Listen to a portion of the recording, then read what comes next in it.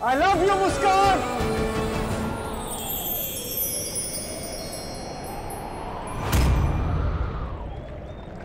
I love you too Raunak जी।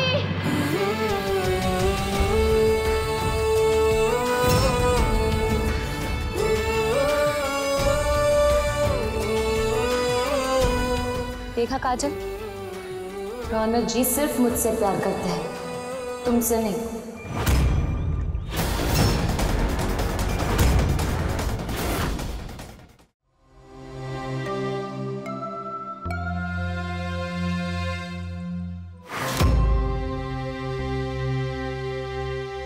आप हमारी धर्मपत्नी हैं। नमस्ते भाई। नमस्ते। ओए तीरथ, ओए थैंक यू वेरी मच यार, पूरी फैमिली के साथ तुझे आया। इससे बढ़कर बात हमारे लिए और क्या हो सकती है? अरे भाई साहब, आप तो शर्मिंदा कर रहे हैं हम सबको। जूड़े वाली आंटी, हम लोग बोटिंग के लिए कभी जाएंगे? बस इसीलिए आए हैं ना, अभी चलेंगे। नहीं ललित, वो मैंने कहा था ना, बच्ची थोड़ा सा एक्सीडेंट हो गया था इसलिए थोड़ा सा। चलिए चल के इनॉग्रेशन कर लेते। चलिए आइए। वैसे आज भी हमने कुछ सरप्राइज प्लान किया है। रौनक जी, मुझे वैसे भी पानी से बहुत डर लगता है, प्लीज कोई तूफानी सरप्राइज मत देना, स्पेशली कल जैसा नहीं। ऐसा कुछ नहीं है, वेट एंड वॉच। चलो। वाह, क्या बात पता चली है। अब तो उससे भी ज्यादा अच्छा सरप्राइज दूंगी मैं अपनी प्यारी मम्मा को।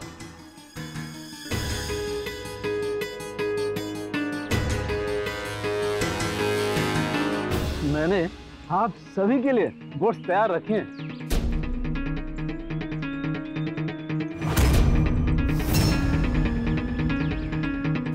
आप लोगों की बोटिंग के साथ ही आज का ये हमारा इनॉग्रेशन होगा। तीरथ यार, तेरा हाथ हमेशा से बहुत ही शुभ है।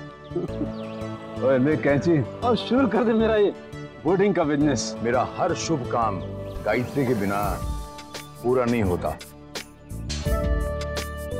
गायत्री, आप ही हाथ लगाइए।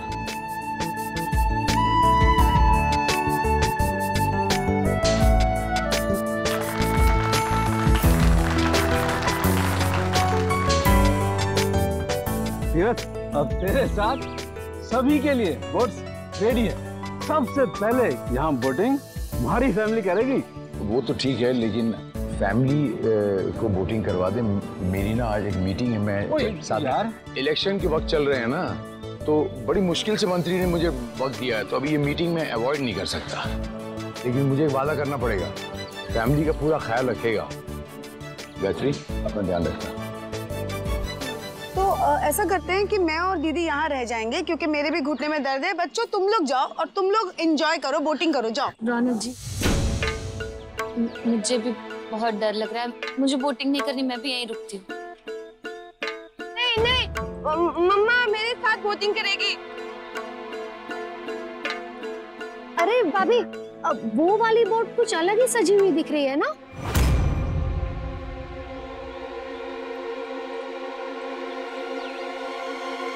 एक बोट क्यों अलग से सजाई हुई है? ऐसा क्यों मैनेजर साहब?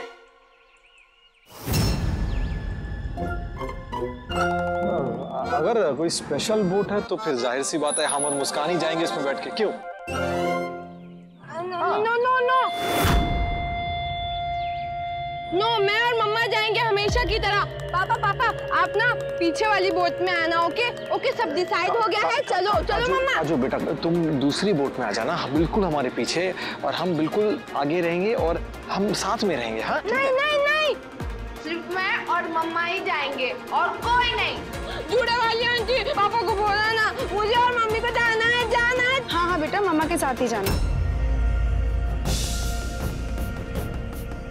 रौनक, मान लो इसकी बात, वरना यहाँ रोना शुरू कर देगी तो फिर मुसीबत हो जाएगी।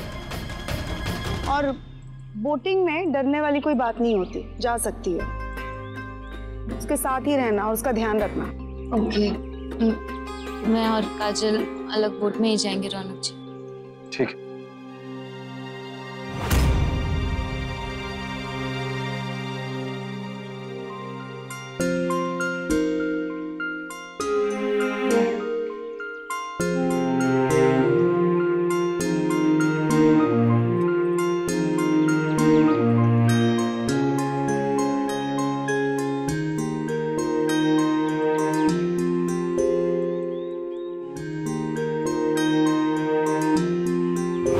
माँ बाप का मर जाना, काजल का पैरालाइज्ड होना, फिर उसके बाद एक 8 साल की बच्ची के जैसा बिहेव करना,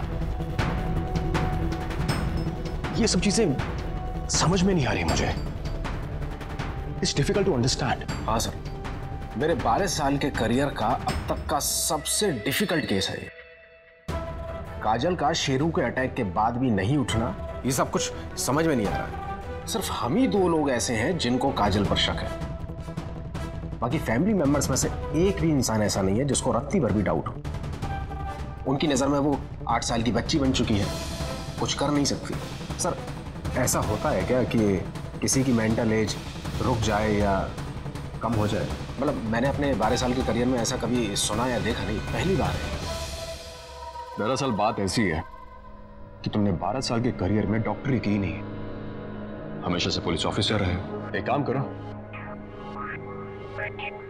उसी डॉक्टर से पूछताछ करो। डॉक्टर ने अपनी रिपोर्ट दी थी, मैंने पूछताछ की है, सारी रिपोर्ट चेक की, ऐसा कुछ मिला नहीं। वैसे सेकेंड ओपिनियन नाम की एक चीज होती है, लेने में हर्ज क्या है।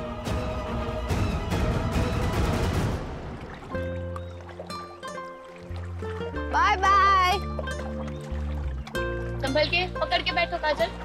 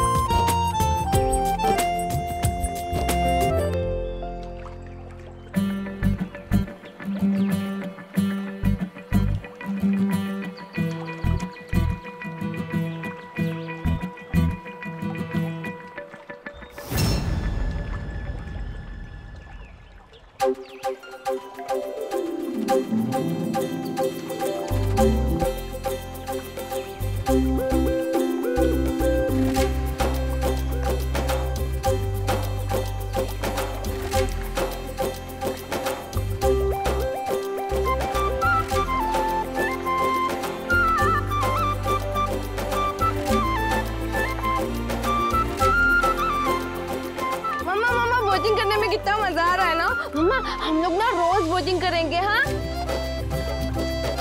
हाय डॉली आंटी।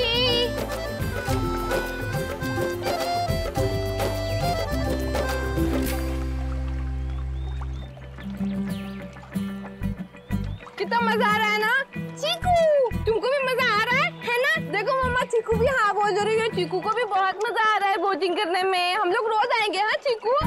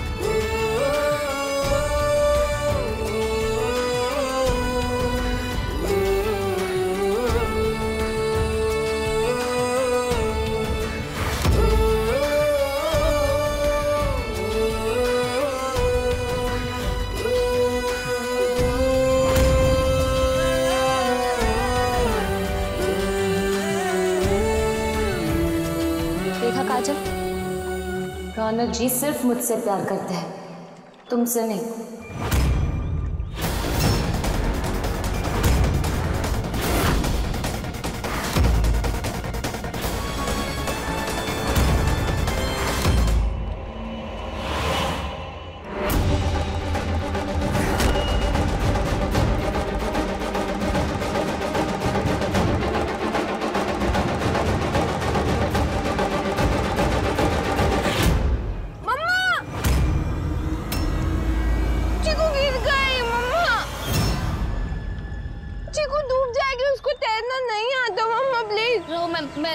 मैं चीकू को बचाती हूँ।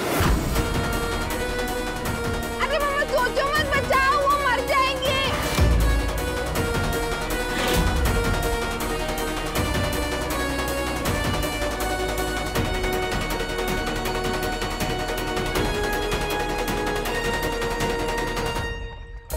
मम्मा देखो उसका बाल दिख रहा है वहाँ पे, झुको झुको ना, झुको, उसको पकड़ो।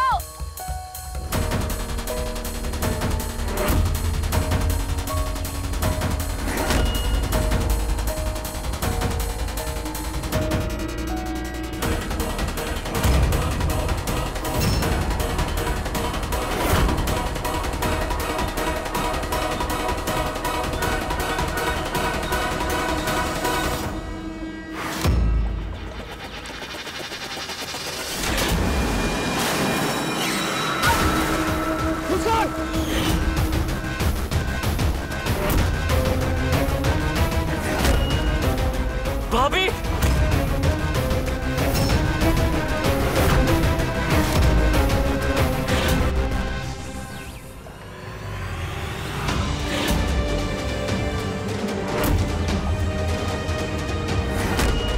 संभल के बेटा।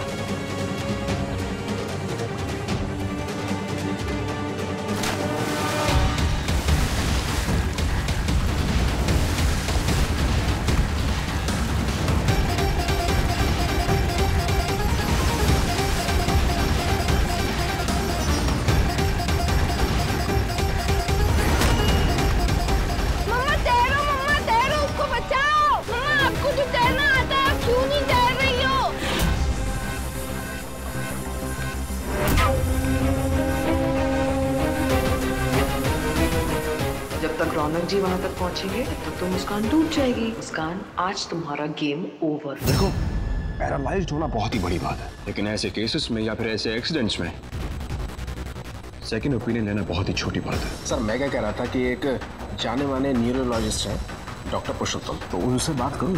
वो क्या है कि पर्सनली जानता हूं मैं उन्हें, तो अपॉइंटमेंट लेने में मुझे परेशानी नहीं होगी। लेकिन एक समस्या है कि काजल को हॉस्पिटल तक लेकर जाएगा कौन, क्योंकि मैं तो उसके आसपास भटक नहीं सकता, मुझे सख्त मनाही है। अगर तुम काजल के आसपास नहीं जा सकते हो तो फिर काजल को हॉस्पिटल तक लाया जाए। लेकिन ये करेगा कौन? गायत्री जी।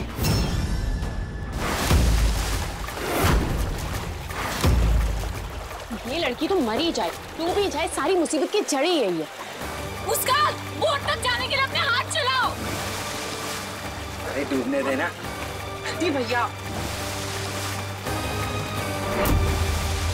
मम्मा तैरो, मम्मा तैरो, मम्मा आपको तो तैरना आता है ना मम्मा। ये हुआ प्रपोजल का राम नाम सत्य।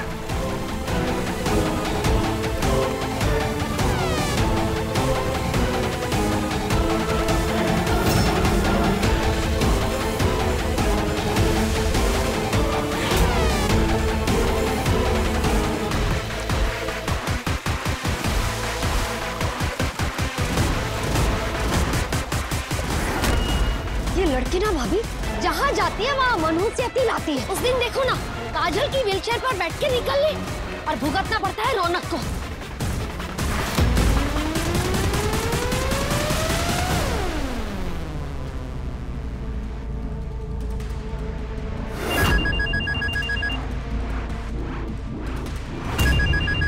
सर रिंग जारी है लेकिन कॉल रिसीव नहीं कर रही है गायत्री जी। थोड़ी देर बाद फिर करना ट्राई।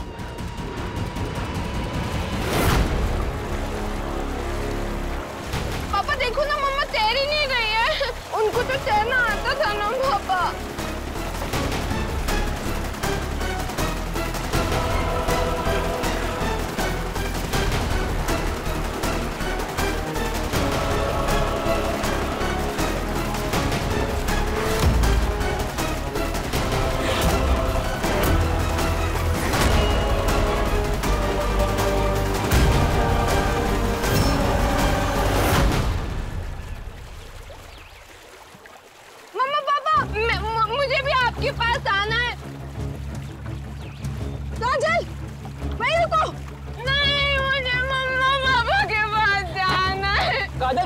काजल। पापा! काजल बेटा, मम्मा आ रही है। पापा! तुझे तो आज मैं मार के ही रहूंगी मुस्कान।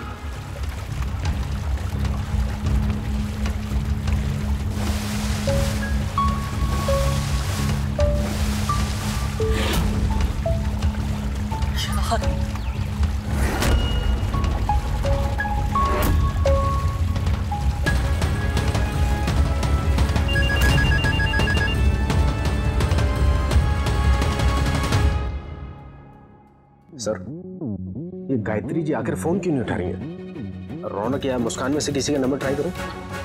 नहीं, बिल्कुल नहीं। और अगर कॉल नहीं आए तो ट्राई करना दोबारा, और अगर फिर भी नहीं उठाया तो मुस्कान को कॉल करना और मैं बताऊंगा कहना क्या मुस्कान को।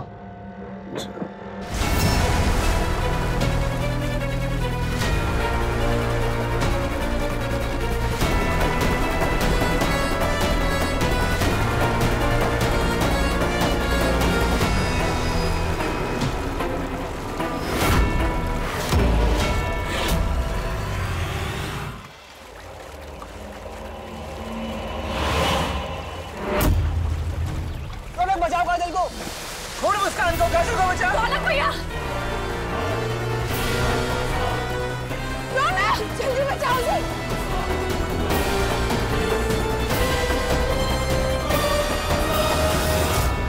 रौनक जी काजल को बचा लीजिए प्लीज। नहीं मुस्कान, हम तुम्हें कैसे छोड़ सकते हैं?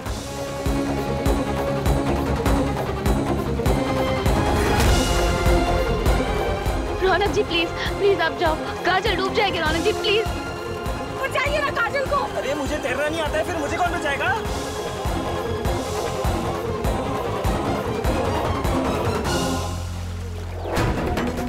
रौनक भैया जल्दी जाइए ना। रौनक बचाओ काजल को। जाइए, जल्दी जाइए।